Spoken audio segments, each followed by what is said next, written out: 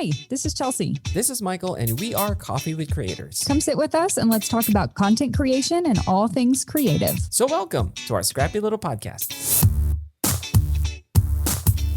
Good morning, Chelsea. Good afternoon, Michael. That's How right. are you? I'm good. How are you? I'm great. I had a very productive day yesterday. I've got lots of things cooking in the oven, in the proverbial oven, I should say. So yeah, I'm great. What about you, Michael? How are you? Yeah, I'm doing awesome, actually. I'm very excited for today because other than the fact that I actually got a lot of stuff done before walking into the office, I was surprised actually that I got a lot of stuff done. But I walked into the office feeling kind of, you know, that feeling when you're so used to being so busy and just like doing so many things, and then you sit down, you're like, wait a minute, I don't have anything else to do. So I don't think I know what that feels like, honestly. It's been so long for me. It's actually kind of nice. So that was me this morning. So for the last 30 or 45 minutes, I was that until I realized that we forgot to send our guests today a little outline. You made me feel bad about it. Because I had completely forgot. And then you were like, we didn't send him the intro. I was like, ooh. Yeah, no. We didn't. Like, that's okay. We'll just make it into a conversation like what we usually do. But today we have two special guests, and special to me and Chelsea because we personally don't know anyone in this field. I actually do know. I definitely don't. Yeah, Chelsea doesn't. I have one cousin who is a musician, and basically the two guests that we have for today are musicians. But they're not just musicians. They are classical musicians. Like, have you people ever heard what these people can do with their voice boxes? It's insanity to me. I'm like, is that even possible? Like, I thought I just used mine to scream at my kids. Well, me too, but you know, people have better use of their voice boxes than you and I. Oh, yeah, no, exactly. So we are very excited to welcome to the podcast Ted and Johann. Where is my applause? There you go. I couldn't find it. Welcome, guys. Welcome. Hi. Thanks so much for having us. Absolutely. So let's get to the point. Please talk about yourselves. Please tell the audience who you are and what you do, and let's just dive into that. I'm actually really excited. Ted, take it away. Me too. Well, my name is Ted, and I'm the executive director of Conduit Studios. Johann and I both are classical musicians, like Michael and Chelsea said.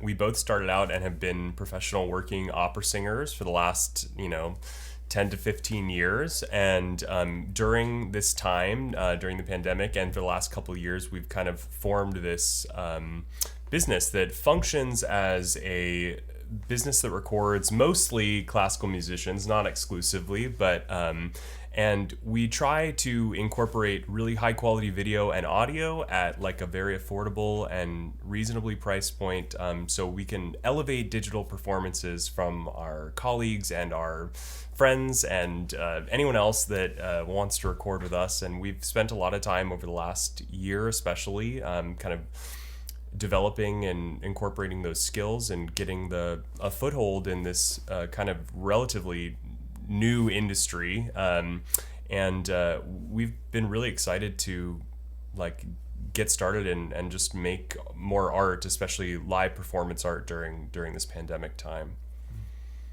And you and Johann knew each other from college, is that correct? Yeah, we've been very, very close friends for a long time now, and we've kind of followed each other around at a number of different summer programs, and we did video recordings for a number of our colleagues at those, and when COVID started, we kind of were like, oh God, we have so many friends and we need to make audition videos, and everyone needs like digital content, and everyone's trying to upload videos of them, and they're all in front of bathroom curtains or not the best settings. And so we were like, okay, how can we help our community, like the community that we care about so much and means so much to us? And so we were like, well, we have these really nice Sony mirrorless cameras and we have some nice microphones, so let's just try some stuff out. And then I was doing this YouTube channel for a little while, so we had this like really janky slider, and so we were like, what if we incorporated motion? And it just ended up kind of really growing and developing so rapidly. But yeah, I mean, Johann has been an incredible creative mastermind as far as creating.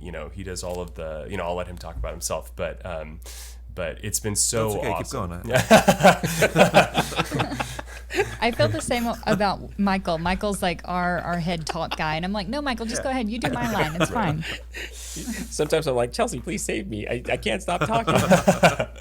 No, that's great. I was really excited when we first got connected through Instagram because Ted and I were kind of chatting on Instagram, and I found out that they run Conduit Studios.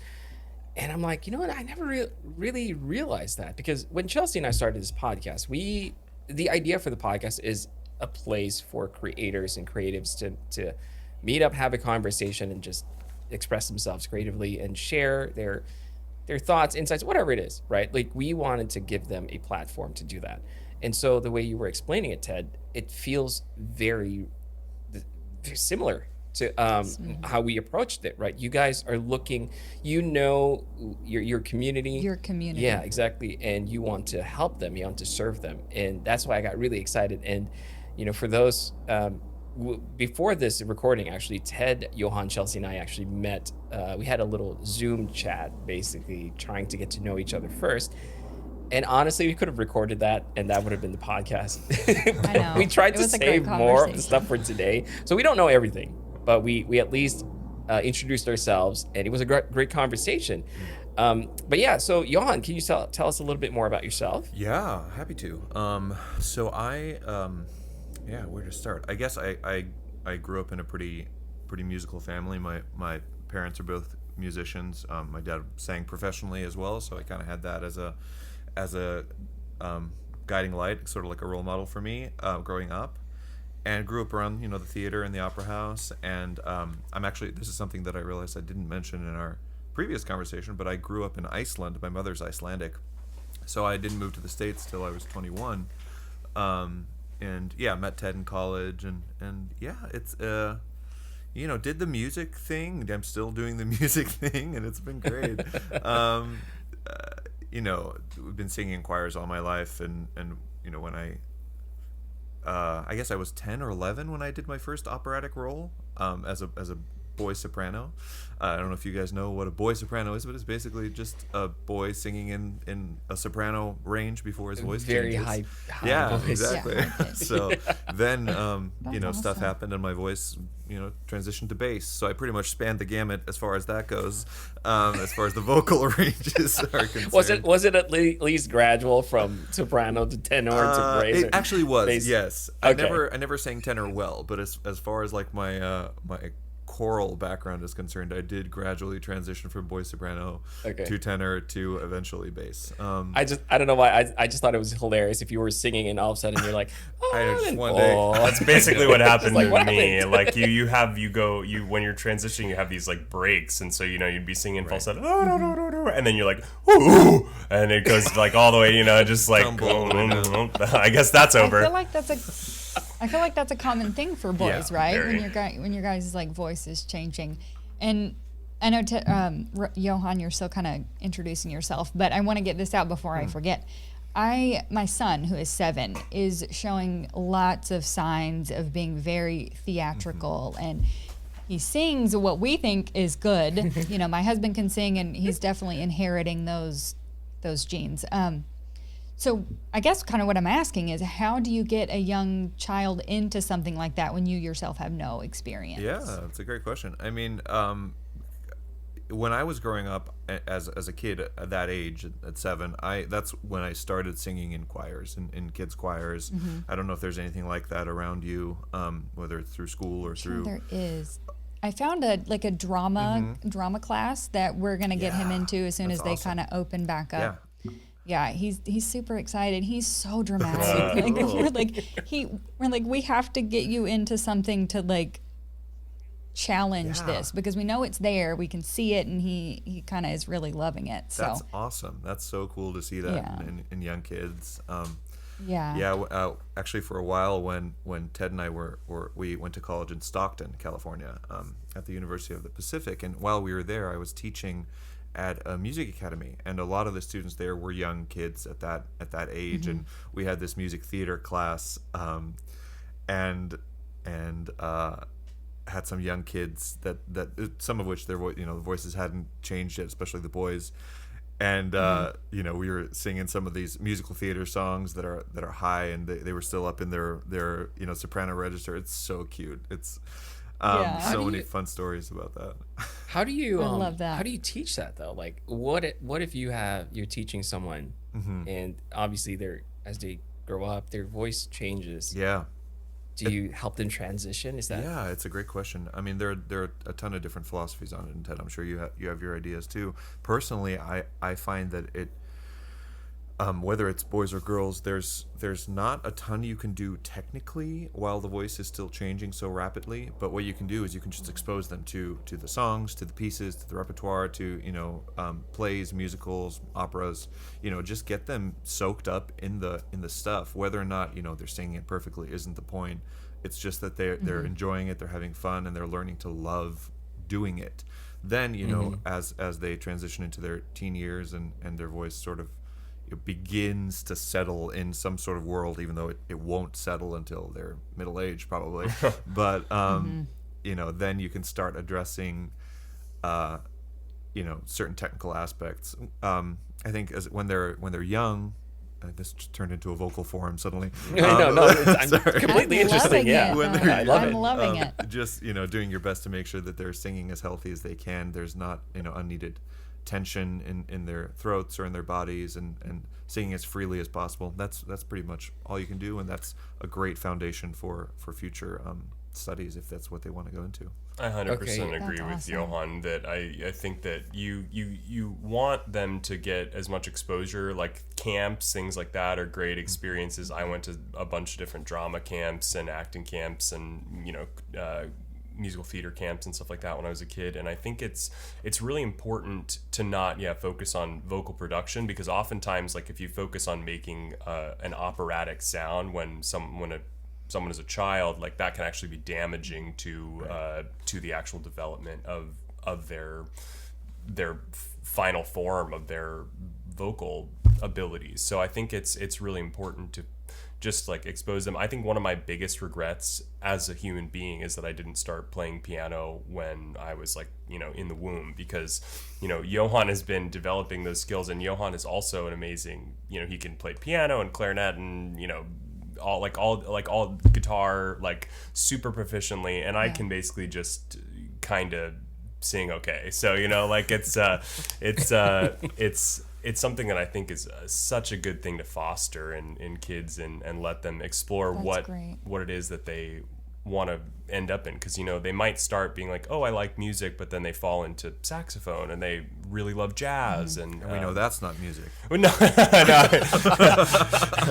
That's all excellent advice, because my son recently, we were in Tennessee for the holidays, and my son gets on her piano and he's like making these keys, and we're like, what is he doing? So cool. Like, how does he know this?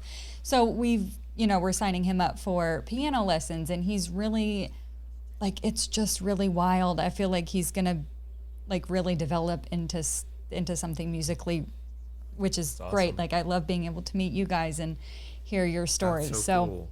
It's Yeah. when they start showing interest that's really fascinating to me. Like my daughter, Yes. she's 4, and just last week I think she was like, "Daddy, can you download this piano app on my iPad?" it's so cute. And I'm like, Awesome. "Sure." Like, why do you want me to download it? And she's like, "Because I want to learn the piano." And I said, "Okay." So I thought she was just gonna kind of fiddle with it and play, but this app actually, like, if you put it in front of the piano and I don't even know what it is, but if you press on the keys, it'll actually register on the app, like, which keys. Oh, So cool. it actually, it actually knows. And I don't know how to play the piano, but my family is like, actually have a musical family, I would say, but I didn't get that Right, side. right. My wife loves playing the piano. She does it mostly just for fun, and I think my daughter just caught that part Yeah. of her, because I saw her and she was literally like following the steps of the thing, and she was I forgot what nursery rhyme it was that she was trying to follow, And I'm like, this is really impressive because I'm not pushing it on her, that's so cool. or anything. And she just genuinely wants to learn and is really interested. Right. So what Chelsea was asking was actually very relevant to me as well. I'm like, yeah, I do want to know. That's awesome. Like, how do I foster that? But I guess one of the things too, like I was wondering about, right? So you guys could probably answer this best. Is it just me, or is the classical art of making music, is it kind of taking a step back, from what we see right now in the modern age? You know how I always hear about people joking about. I think it was this one show that I was watching, and they were saying, "Do you hear that?" And it's like, "What is that?" That's I hear music, and then the character goes, "That's not music. That's EDM." And I started laughing because it's so different. Like music now, Right. when you say music, it's very processed. Mm-hmm. It's very produced. It's really weird. And when I was a child, I felt almost weird because all of my friends, for some reason, they all knew how to play one instrument. Like it'll either be the guitar, the piano, the violin, or whatever. And even my parents and their brothers and sisters, they all knew how to play something. And I'm like, why do I feel so weird about this? But now it's harder for me to find people who actually know how to play a musical instrument. So what do you guys think? Is it taking a step back? Like, I don't think so. I don't know. I think that the way that music has developed in the past, let's say 40 years or whatever, with the sort of dawn of electronic music, has been very interesting, and it just feels to me like a different flavor. It just feels like if we're talking about like ice cream flavors, it's pistachio while classical is vanilla, or I don't know, they're just different aspects of the same thing, and they require different skills. I was just thinking about this actually yesterday, because I've been sort of playing around with a virtual orchestra, and what it is that they actually recorded an actual symphonic orchestra doing not only playing the notes but also the expressions, like is it short, long, is it plucked, is it fast, is it so all of these different expressions and articulations, they actually record it, and they funnel it into the software so that you can control it with a push of a button, on a MIDI keyboard or whatever. And it's so interesting. I was thinking, is this a comparable medium? Is this the same thing? Of course, it's not, because anybody who's been in a live concert with a full orchestra knows that is a completely different experience from even just listening to a recording of them in your headphones or whatever. It's not the same thing. Like on a very physical and metaphysical level, that's not the same experience. But at the same time, you think, okay, so I have the ability to create this music, and I have the tool to do it. Is it any less than? And to me, I was sort of thinking about this yesterday, and I was thinking, no, it's not really less than. It's just a different application. Right. It's just a different way of producing something that will ultimately be a different thing. And I think that there's sometimes this, especially I feel like in classical music, there's a sort of Puritan sort of elitist thing. If it's not one thing, it's not good and it's not real. And I tend to not agree with that as much. I think that there's a lot of room to play around with different things, to explore. Certainly a lot of the composers of the 20th century explored a lot. I don't know if you guys, for example, have heard about a prepared piano, where they take a piano and they just throw a bunch of crap into it, screws and bolts, and clip things onto the piano, and whatever happens. You know what I mean? Like it's in a way not really that prepared, but it's in some ways it is. But it's a way to expand. It's a way to expand the horizon of the music, right? Because that's what happens regardless. Is the music. Operas first started showing up 400 years ago, and since then they've changed a lot, and they continue to grow, and people continue to experiment and try new things, and it grows the way it does. And I think electronic music is the same. It's just a tool, and people use it to create what they want to create, and whatever sticks, I feel like. Okay, yeah. I think that's a very good way of putting it. It's definitely better than how I would have said it. Well, I think that, classical music has evolved. It's gone through a number of different iterations and different stylistic choices too. But there's also, like, if you look at overlap, composers like romantic and post-romantic composers, like even, Wagner and Verdi and stuff, they would have been the John Williams, Right. of today. Like they would have been, Wagner would have Or been, even the John Mayer. Right, Like, yeah, yeah, right. Like, arguably, like Wagner probably would have been the best film score composer ever. So we're still getting exposure to this type of music. We just mostly get orchestral stuff like that. If you're not involved in the classical community, everyone still knows so much classical music that they've heard through Looney Tunes, that they've heard through all these different mediums of film. Obviously, we work now in recording digital, classical music a lot of the time, but like so many people have heard so many arias that I'm sure that if I hummed to you, you'd be like, oh yeah, I recognize that. Where do I recognize that from? Oh, that's the Ride of the Valkyries from Apocalypse Now. Like there's so many different orchestral and incredible classical works that are deeply integrated and involved It's in ingrained. modern. Yeah. it is. Yeah. Yeah. It's very The heavily one- influenced, basically. I just don't, I just need to change my Spotify playlist. That's all I need to do. Yeah.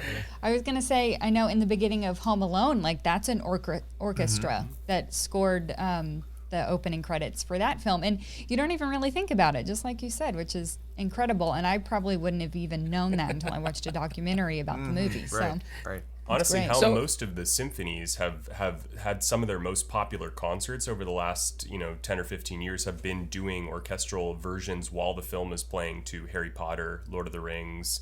They'll play the Star Wars. They'll play the thing on a huge projector, and then the orchestra will play the score, and it's really cool to watch. I love watching Yeah. those. Yeah. I love watching those. I do too. It's really cool. It's actually one of my thing to did they used to do that here in San Diego? The San Diego Symphony does, yeah. They just did Harry Potter. 2 yeah, years ago. every Christmas, right? I think, or something like that. They would host something like that, and I still need to go.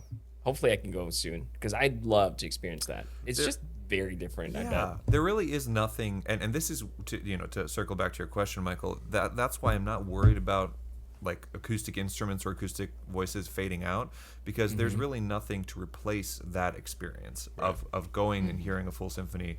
There's nothing that can replicate that. Even the best speakers, it's not the same thing. So. Yeah, and I encourage you. That's great to go and explore that. I was a couple of years ago. I was in Berlin, and I went to a Berlin Philharmonic concert. Like if you're unfamiliar, Philharmonic is basically synonymous with symphony. But I was just sitting there, and it's not a huge concert hall. It's not it's not like Disney Hall or anything. It's a smaller sort of concert hall, but it's tuned and it's built and designed specifically for this type of acoustic music, so that it carries and it you sort of swirl around in it. And I just sat there, and I was just overcome by some of this music. You just like you're swirling around in this kind of pool of sound, and you might know the music, you might not, but there's something about it, at least for me, where I just sat and I just like wept for a while, and I can't explain it. It's not like, I feel sad because this, or I feel happy because this.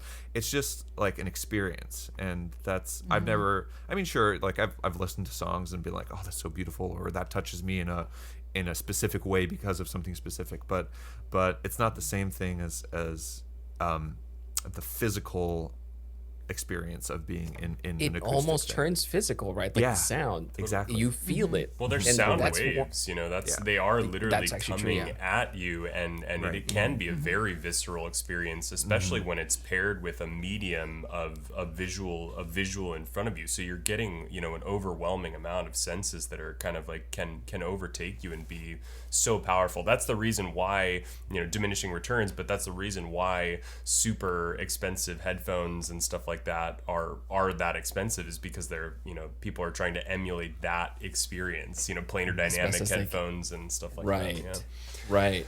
So That's so true. This is- I go ahead, Chelsea. Sorry. I was just gonna say, when I was 18, I went to see the Trans-Siberian Yeah. Orchestra, like the classical Christmas. Yeah, Incredible, and that's something that I would never be able to explain, like the experience that I felt listening to them and watching, because they do the lights and the Yeah. music, and it's absolutely so incredible. cool. But I just wanted to I throw that want to in do really that. quick. I haven't experienced any of that before. so good. I have been in concert halls where like choirs would sing, and I did get like the goosebumps. You know, I don't know what they were singing. I don't even know the words. It was Right. just like in a completely different language, but the experience was very, very different. Like it does make you feel emotional, right? Something about it, it just connects with you, and it's one of the things that I definitely want my kids to experience. So let's go back a little bit and talk about Conduit Studios. So Conduit is, I know we've been talking about classical music and a lot of this, you know, that sort of stuff, but do you necessarily have to, like, who do you serve? Do you serve only those type of performers, or can we talk a little bit about your service? Sure. Yeah. So I mean, we obviously, being opera singers, we have the most kind of the largest network of people that we knew needed recordings that were classical musicians and opera singers. But we have recorded tons of musical theater singers. We've recorded tons of instrumentalists. We're really kind of qualified, I would say, to record any musical artist and beyond that.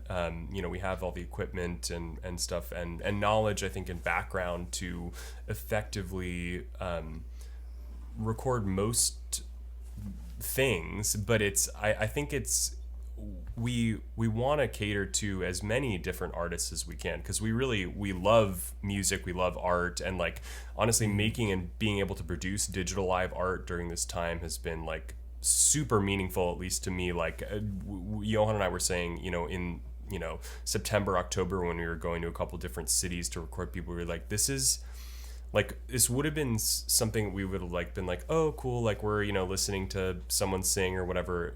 But now it's different, because it's like, wow, like I feel so privileged to get to make live music, because it's so rare right now, and it's not happening in that many places. So I think you know, I don't know, Johann, if you want to expand on that, but I think that's, I guess my question is almost like, if someone who's listening to this podcast, for example, and they're like, oh cool, Conduit Studios, like they might be afraid or shy to say that, you know, who am I? Maybe I just want to have like an audition reel or something.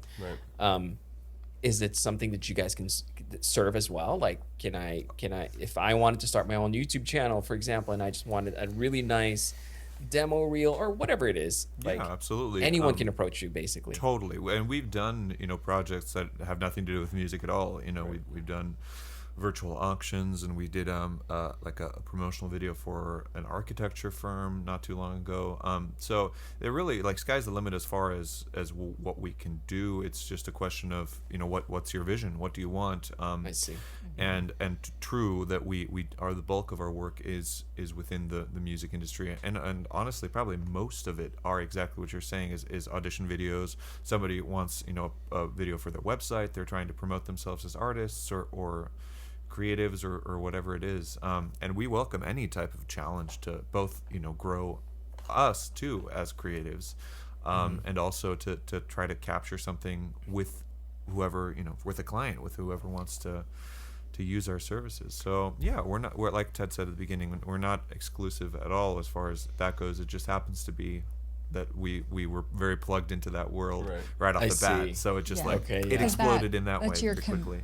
Well, I think also that's your community, and you guys wanted to serve them first, not saying that you wouldn't shoot Absolutely. anything else. Yeah. Like, it can be such a Yeah. stressful experience, being like, obviously Johann and I both have been on the other side of the camera and or just the, you know, performing as well, like in a live performance setting, and it can be very stressful to juggle all of these things that are coming at you, and you like recording adds an extra layer. Like for a bunch of my friends and colleagues, I know it's such usually a stressful experience, because they're like, oh God, did I turn the microphone on? Is my video whatever? And what we do is we try to mitigate that. So we take care of all the things that you might not think of, and we're going to produce something that's going to elevate your digital art to a new standard and a new level. So you're not thinking about that. You're just thinking about how is my vocal track work, like, or like how does my instrument sound, what am I, how is my painting going, like, it's all, we want you to be able to focus on your art, and we take care of the rest. And So that is just super cool. I was just going to say, I know. I mean, It is. trying to. I would love to have someone to just worry about the filmmaking, and then I can just do what I'm doing. It's like with YouTube videos or anything simple that I'm doing. Like a lot of people don't understand how much work it goes into trying to perform the task that you're wanting to film, as well as filming yourself and recording the audio. So I think what you guys are doing is absolutely incredible. 90% of the time when I'm filming myself, it's usually hit record and hope it looks good. right. And run do. in front of frame Right. really quickly. And then you hope that it also sounds good. Like that is one of my biggest weaknesses, sound. And to know that if I was working with you guys, for example, I'm like, just to have that load off my shoulder, like Totally. I know I'm gonna sound okay. Like Yeah. it's a huge thing. Right, That's very, very helpful. So yeah, I totally get what you guys are, what you're saying, Ted. And I think that's definitely something that people don't really consider until they start doing, like start creating Totally. videos. 100%. And you're like, oh shoot, it's harder than I thought. Right. It's just a lot of things that you have to think It about. really And is. yeah. And we think about back in the day when when we were in college and grad school, and we used to film videos all the time. We had to film videos for applications and auditions all the time. And it was looking back, it's like, yeah, that was really stressful. Like, or you just had to like resign yourself. You just had to be like, whatever, it's going to be whatever it is. And Yeah. and maybe Yeah. there was a certain understanding too from whoever's receiving the video to be like, okay, this guy recorded it on his phone in wherever he was, so that there's grace in that in a way. But it's so fun to be able to bring this product to singers just like us, whether it was how we were back in grad school, or even professional singers that have been working for years and years at the A-list level, but still don't have that digital representation of their incredible talent, because it just hasn't been a very tapped into market, especially in classical music. So it's exciting that the field is kind of wide open as far as what is possible. And even in the last 6 months, Ted and I have had the opportunity to talk to students and singers about recording techniques, not to push our service, but in order to inspire singers just like us who don't know what it takes, and to encourage them that you can just learn it. That's all we did. We just went and learned it, and we did it. Yeah. And to try to empower them to elevate, and really, try to represent themselves in an accurate as possible way. As possible, yeah. Yeah. So that's been a great privilege too, I think, in this last year, to be able to learn and to pass that knowledge on, and to That's hopefully great. inspire people to just do it. Honestly, just do and create and learn, and do it badly first, and then you'll do it better next time. And Yeah, I mean, that's circling certainly back- been true for us. Circling back to the kids thing, I mean, there's never been a better opportunity than right now to be able to access these learning techniques. YouTube, things like these are such incredible resources to be able to learn any number of things, whether or not it be filmmaking or playing piano. Like, there's such good resources, and obviously we want to service as many people as we can, because I do think that there is a level of stress that is not present when you can collaborate with other people and you realize you're part of an ensemble that is like cohesively working together. And so you're like, this is my part, this is the part that I play, I can just focus on whatever it is that my art is doing. And then I know Ted and Johann got my back, they're gonna make me look and sound good. Yes. Yeah. And go ahead. Yeah. Oh, I was just gonna say, this whole conversation reminded me of this great memory that I have I have 3 older sisters, and this was back in the 80s. And I remember they went to a studio where they could record themselves singing, and they were singing Wilson Phillips. And I remember they were also being recorded, like they had video and they had audio. And as a kid, I was just like, man, look at them. They look so professional. Right. But you would have to have a studio for that. You would have to rent that. You would have to just do all that stuff. And you would have to go to a physical place. Right. And it's kind of crazy now that that whole, I don't know, that whole thing, that whole package, virtually you guys can do that now. Like it's portable now, Totally right? right. You guys have the cameras, you guys have the microphones, and you guys have the technical know-how. And just knowing that is, I guess people just don't realize how huge that thing is, right? And I'm also starting to realize that, like, yeah, that's actually a very, very good market to tap into. I agree. Well, so many of the classical music, especially, but in many different forms of art in general, in video format, we've found have been for many years archival in nature. So like people just focus on recording them in a way that is like, oh, we want to preserve that memory or that the existence of this Or happening just for reference or for whatever.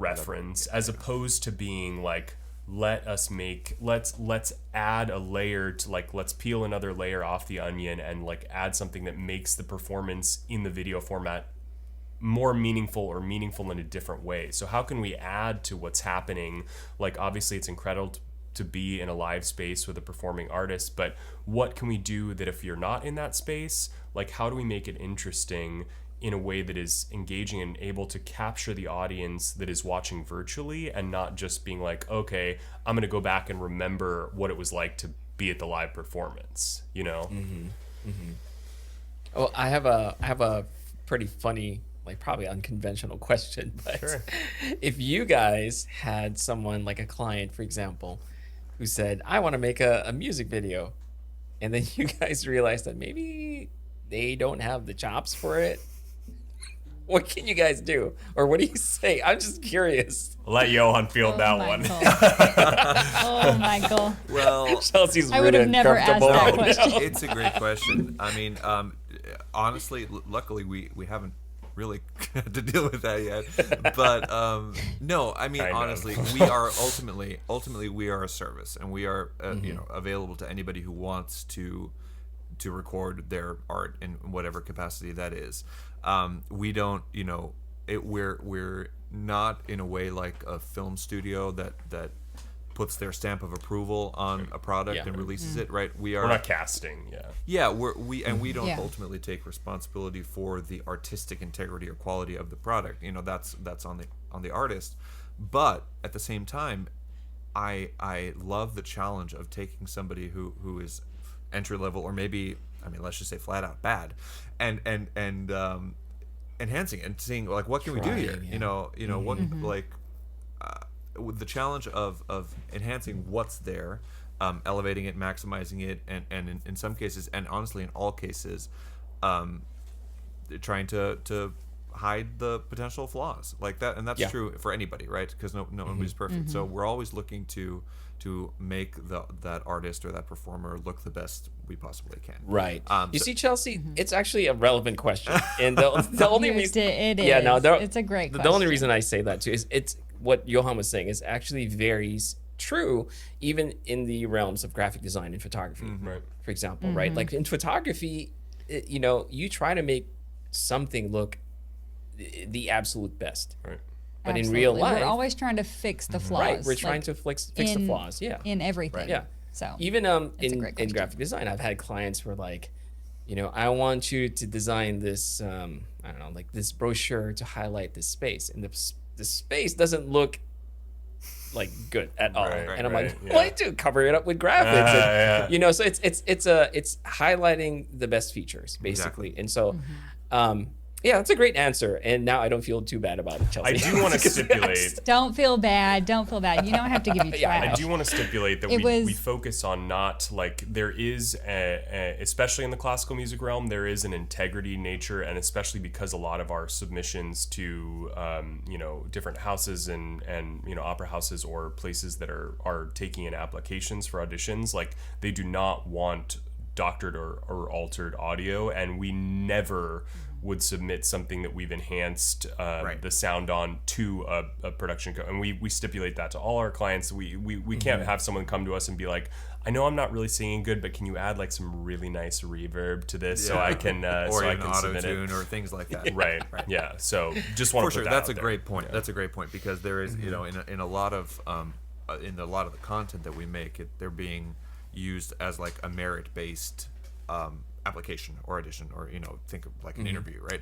So there we do have to observe that integrity, and that's why every time we do record, we're very specific about what is the purpose of this recording. Like, is this just like you just want to share your art online? Great, that's one thing. But if you want to use this as a potential means for employment, then there's a different set of rules that we have to sort of abide by in a way. Yeah. You see, I can't think of any other form of art that needs to be presented in the most accurate way possible than music. Well, I mean, it's not so much. I mean, there is an accuracy standpoint to it, but it's also I think it's more integrity. Like, as a graphic designer, the maybe the equivalent is you're taking somebody else's work and putting it into your own. You know what I mean? Like, you're implementing somebody else's stuff and passing it on as partially your own. You know what I mean? Like, that's the sort of integrity aspect of it that is analogous to especially like you were saying with the technology of music recording now, and the availability of effects and plugins and things that you can do to literally enhance the sound. It's so easy to do. But especially with singers who are auditioning for something, the employer wants to make sure that that's how they actually sound, and that's not a recording effects. So that's the only reason for that little kind of weird stipulation. It's kind of like lying on your resume a little bit, you know what I mean? Yeah, Like, exactly. Yeah. I was actually just about to say that, like, if you're applying for a job, you don't want to write, on paper, you don't want to say you have Yeah, skills that you don't exactly, actually have. exactly. Yeah. Okay, It's that's a good very way similar. That's a good metaphor. I understand it more. So we offer 1 to 3 camera with a drone, like camera options for our service, like with varying different prices based on the number of cameras. But like, for instance, like for a lot of submissions, when we offer, if someone chooses to go with 3 camera, like, then we record, we can also send them a 1 cam file. That way the employer or potential employer can see, like, okay, they did this piece in 1 take, which is really important for singers, because like if you do multiple cameras, it's really easy to be like, okay, let me go back and redo that high note because this one was much better than the last one, like. See, I did not think about that. Yeah. That's actually really, that's so interesting. I never thought about that. Like, it's very important to show 1 take.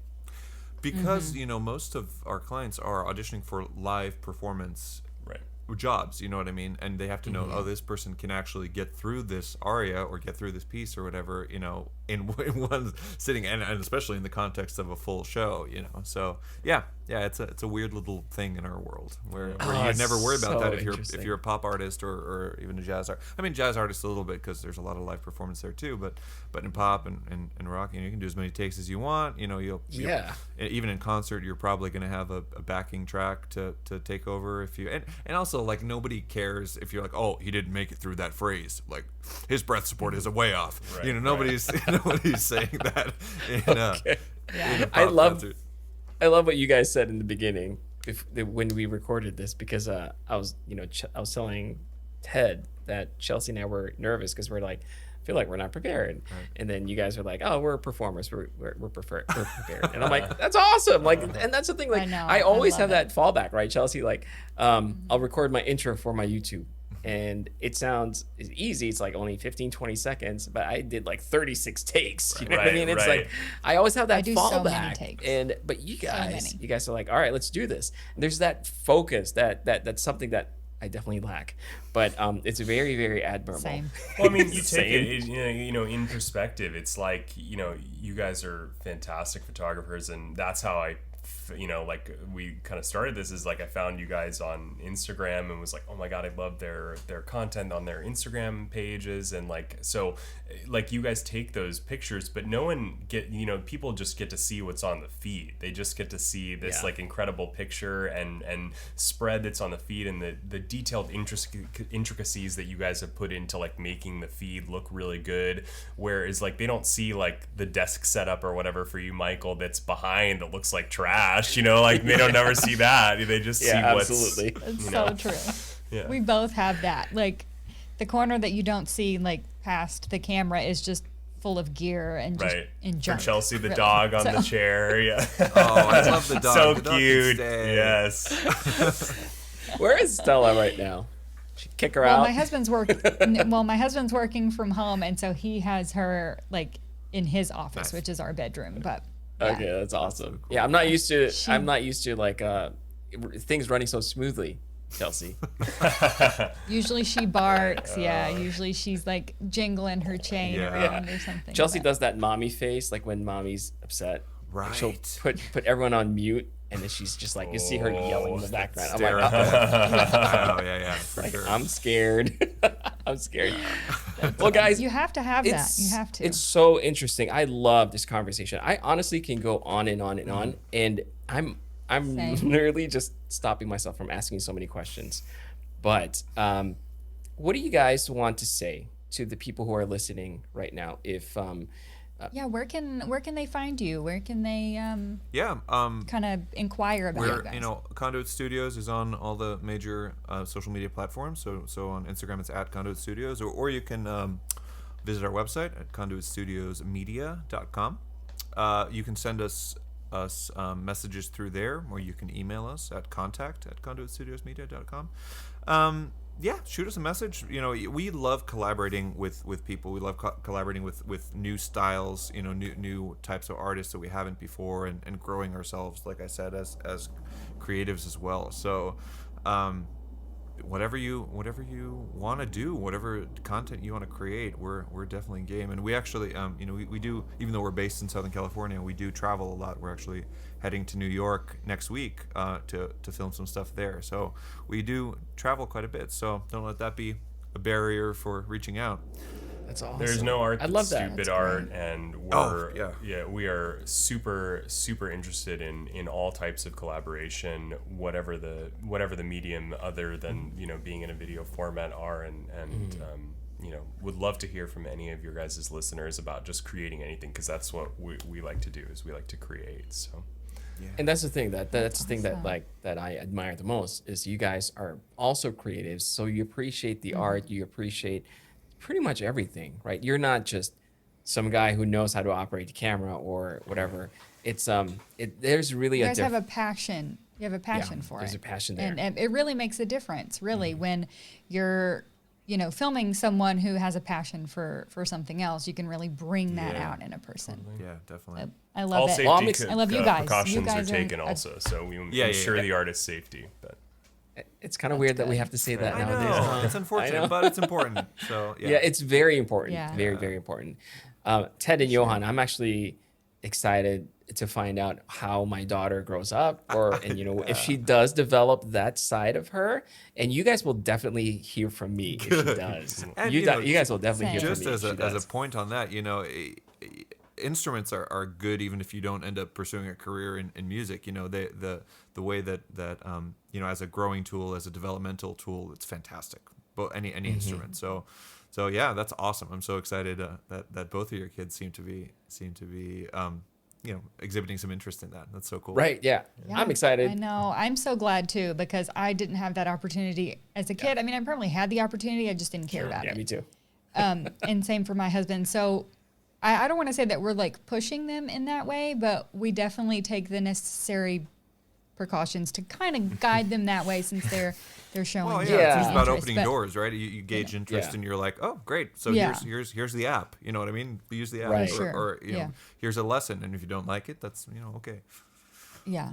Yeah, we brought last Christmas, not this recent one, but 2019, we got them a drum set Oh, cool. and guitars. I know. We really regretted that, honestly, but they have fun with it. Yeah. So, I mean, of course, there's no actual music coming from it. It's just like, bah, But bah, it's bah, crazy how music is an expression. You know what I mean? Like you don't necessarily have to make music, but Right. sometimes it's just the performance of it. It's such a different expression that I can't even put it into words. But I admire it, and I know how to appreciate it. So We need more people who sure. appreciate it. So that's awesome. I bet you guys have a lot of there's a lot of them. They Yeah. just don't know about it. Like they don't. They just have to find you guys. Yeah, they don't talk too. about it openly like this. You know what I Right. mean? So that's why I was excited to have you guys on, because it's like, we're not being so technical. It's just the appreciation of appreciation of the art itself Right, and the right, performance. I think it's very, very important. Yeah, But definitely. yeah, you guys have been awesome guests. this was You so bet you fun. Thank you so have. much for having us. It was our pleasure, really. Of Yeah, course. well- and you're always welcome back. Always welcome back. Always a seat at our coffee Yay. table. Yeah. as We like to We say. definitely want to encourage more people who listen to the podcast to reach out if you are in the music industry or whatnot, or a different art form. Let's talk about it. Like if Yeah. you guys liked this episode, especially if you want to talk about music, let's talk about it. It's Yeah. awesome. I love it. This is your community to just share it and let us know. Let Michael know. Michael doesn't know everything, and that's why I'm so excited to have these awesome people, awesome guests such as Ted and Johann to share the experiences, because it's a different realm. It's a different world for me, completely alien to me. Maybe not completely alien, but there's so much to learn, and I feel like we're missing out if we don't share it, right? Totally. So yeah, guys, Likewise. thank you so much. Really, Thank really you. appreciate you guys. Thank Yeah, you. it's Our been pleasure. an awesome episode.